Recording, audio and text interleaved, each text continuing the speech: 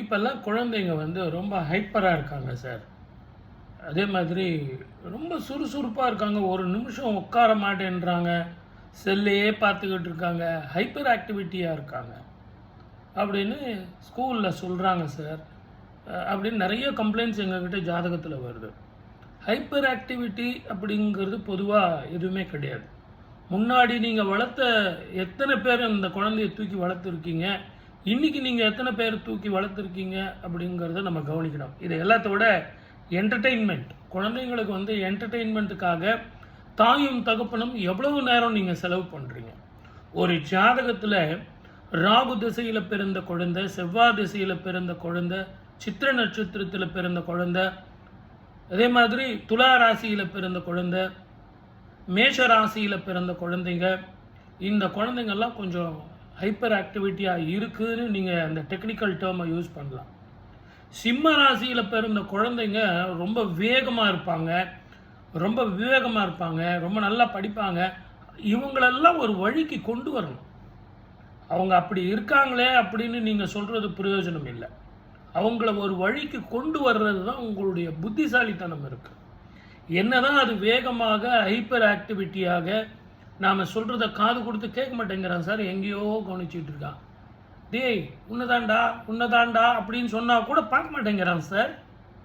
டாக்டர்கிட்ட கூப்பிட்டு போனால் இல்லை அவருக்கு கொஞ்சம் தூங்குறதுக்கு மருந்து கொடுக்குறேன் அப்படின்னு ஏதோ அவர் ஒரு ட்ரீட்மெண்ட் கொடுக்குறார். இதெல்லாம் ஜோதிட ரீதியாக இருக்கா அப்படின்னா ரொம்ப எளிமையாக நீங்கள் ஜெயிக்கலாம். நான் சொல்லித்தர்ற சில விஷயங்கள் ஆனால் இதுக்கும் அதுக்கும் சம்மந்தம் இல்லாத மாதிரி இருக்கும், ஆனால் மிகப்பெரிய சம்பந்தத்தை கொடுக்கும். முதல்ல கையில் இருந்து செல்லை பிடுங்குங்க.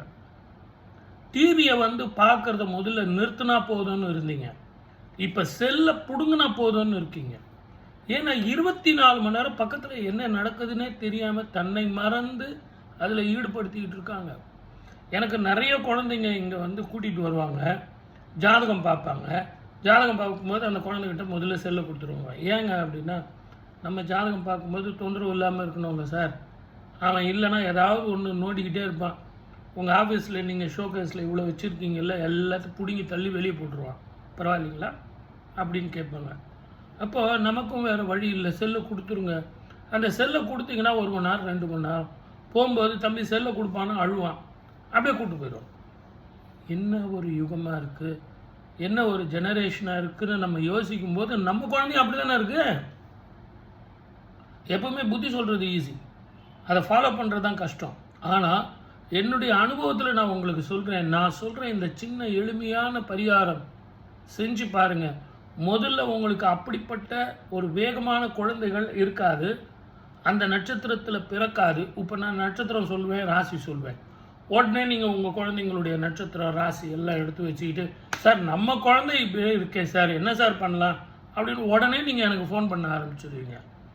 அதாவது வெறும் நட்சத்திரத்தில் பிறந்தாலோ ராசியில் பிறந்தாலோ அந்த குழந்தைகளுடைய இயல்பு இப்படித்தான் இருக்கும்னு முடிவு பண்ணுறது தவறு.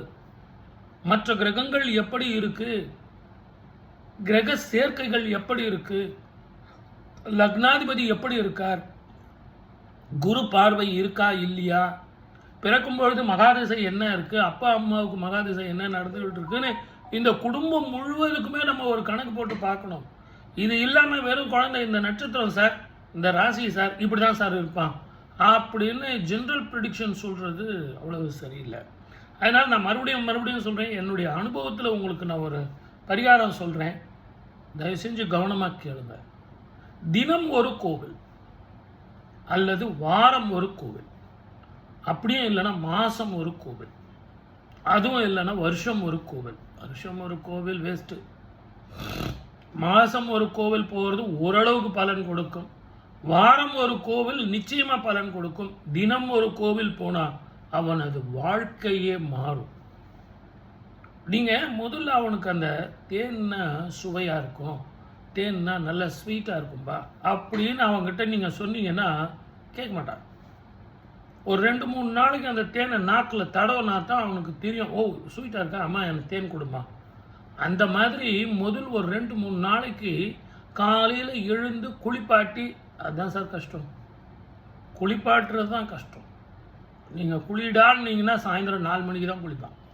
ஸ்கூல் காலேஜ் இருந்ததுன்னா காலைல குளிச்சுட்டு ஓடி போயிடுவான். இல்லை அப்படின்னா சாயந்தரம் 4 மணி வரைக்கும் நான் போராடினா தான் குளிப்பேன். அப்போ காலையில் நான் இந்த முதல் பாயிண்ட்டே எனக்கு ரொம்ப கஷ்டமாக இருக்குது சார் அப்படின்னா, காலையில் நீங்கள் அவனை எழுப்பி குளிக்க வச்சு பக்கத்தில் இருக்கிற கோவிலுக்கு கூட்டு போய் பிரகாரம் சுற்றி வாங்க. ஒரு மென்டலாக அவனுக்கு ஒரு டைவர்ஷன் கிடைக்கும். எப்போ பார்த்தாலும் செல்லு, படிப்பு இதை விட்டுட்டு உலகத்தை பார்க்க ஆரம்பிப்பான். உலகம் எப்படி இருக்குது, என்ன நிறம், என்ன குணம், எப்படிப்பட்ட மக்கள் எல்லாம் வாழ்கிறாங்க, அவங்க நிறம் என்ன, அவங்களுடைய குணம் என்ன, அவங்க ட்ரெஸ்ஸு, அந்த ஸ்டைலு, அவங்க பேசுறது நேர்மையானவர்களா, சத்தியமானவர்களா, தர்மமானவர்களா, போய் உலகத்தை பார்க்க ஆரம்பிப்பான். அப்போ உலகத்தில் இருந்து அவன் சுற்றி வரும்போது சுவாமி பிரகாரத்தில் எதிரில் வந்து நின்று ஒரு அர்ச்சனை பண்ணும்போது அவனுடைய பூர்வ ஜென்ம கர்மங்கள் எப்படி இருந்தாலும், போன ஜென்மத்தில் அவன் செஞ்ச பாவங்கள், கர்மங்கள், அதனுடைய தாக்கத்தினால இப்போ இருக்கிற ஹைப்பர் ஆக்டிவிட்டி இதெல்லாம் போகும். ஒரு 5 நிமிஷம் அப்படி எதிரில் போய் அப்படி நிற்பான். இது படியறதுக்கே ஒரு வாரம் ஆகும். அதுக்கு பிறகு அவன் பார்த்தீங்கன்னா காலையில் எழுந்திருப்பான், குளிப்பான், பக்கத்தில் இருக்கிற கோயிலுக்கு போவான், முருகா அப்படின்னு ஒரு விபூதியை போட்டிட்டு வந்து ரொம்ப தெய்வீகமாக நம்ம எதிர்ப்ப நிற்பான். அதுக்கப்புறம் அவனுக்கு டிஃபன் வைங்களேன், ஊட்டி விடுங்களேன், இல்லை பண்ணுங்க, அவனுக்கு சொல்லுங்கள், இந்தாப்பா செல்லு வச்சுக்கப்பா, சும்மா அந்த செல்லை அப்படி கொடுத்து அவனுக்கு ஒரு ஈர்ப்பை கொண்டு வாங்களேன். அப்போது என்ன ஆகும்னு கேட்டிங்கன்னா, மனம் ஒருநிலைப்படும். மனம் ஒருநிலைப்படும் போது ப்ரெஷர் கெட்ஸ் நார்மல். உடம்புல அவனுக்கு வந்து அந்த பிபி வந்து நார்மலாக இருக்கும். பிபி நார்மலாக இருந்ததுன்னா பிரெயின் ப்ரெஷர் வந்து அவனுக்கு நார்மலாக இருக்கும். இதெல்லாம் நார்மலாக ஆகிடுச்சின்னு வச்சிங்களேன், சிந்திப்பது நார்மலாக இருக்கும், நேர்மையாக இருக்கும், தெளிவாக சிந்திப்பான், தீர்க்கமான முடிவு எடுப்பான், நல்லா படிப்பான். அவனுக்கு ராகு திசையோ செவ்வாய் திசையோ, இவனுக்கு துஷ்ட திசைகள், பகை திசைகள், நீச்ச திசைகள் எது நடந்தாலும் இந்த கோவிலுக்கு போனதுனாலேயும் அந்த சுற்றுப்புற சூழ்நிலையினாலேயும் காலையில் இருக்கக்கூடிய அந்த காற்று, மிக பிரமாதமான தென்றல் காற்று, அந்த சுவாசிக்கிறதுக்கு ரொம்ப தெளிவான காற்று, இதெல்லாம் அவனுடைய வாழ்க்கையில் மாறுதலை கொடுத்துத்தான் தீரும்.